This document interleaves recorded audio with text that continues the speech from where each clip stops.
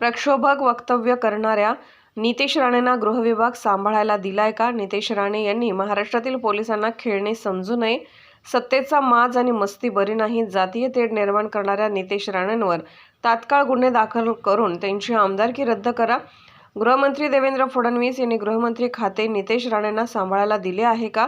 नितेश राणेंच्या प्रकरणामध्ये जातीय तेढ निर्माण करून दंगल घडवण्यामध्ये भाजप देखील जबाबदार आहे.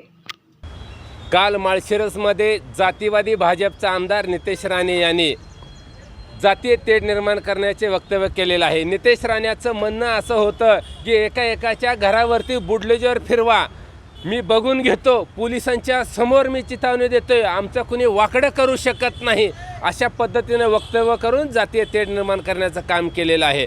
या नितेश राणेला मला सांगायचं आहे, अरे तू महाराष्ट्राच्या पोलीस यंत्रणेला खेळणं समजू नको. हीच पोलीस यंत्रणा, हीच महाराष्ट्रातले पोलीस तुझ्या घरात घुसले होते ना, त्यावेळेस तुझी फाटली होती, तुला पळायचं काही नव्हतं. तुला आणि तुझ्या बापाला जेवत्या ताटावर धक्के मारून ह्याच महाराष्ट्रातल्या पोलिसांनी उचललं होतं, ही विसरून जाऊ नको. नितेश राणे, एवढी मस्ती आणि माज सत्तेचा बरा नाही. ही भाजपची सत्ता गेल्यानंतर ह्याच पोलीस यंत्रणेच्या माध्यमातून तुझी मस्ती जिरवल्याशिवाय आम्ही देखील स्वस्थ बसणार नाही.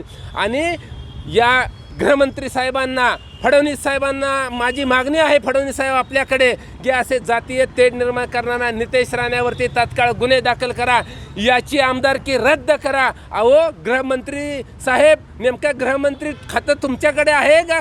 सांभाळायला नितेश राणेकडे दिलेलं आहे, याची देखील जरा जनतेला सांगा.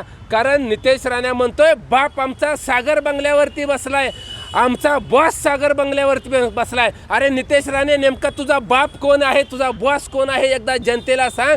जर फडणवीस साहेब तुम्ही जर त्याचे बाप असाल तर या प्रकरणामध्ये जातीय तेढ निर्माण करून दंगल घडवण्याच्या प्रकरणामध्ये भाजप देखील जबाबदार आहे.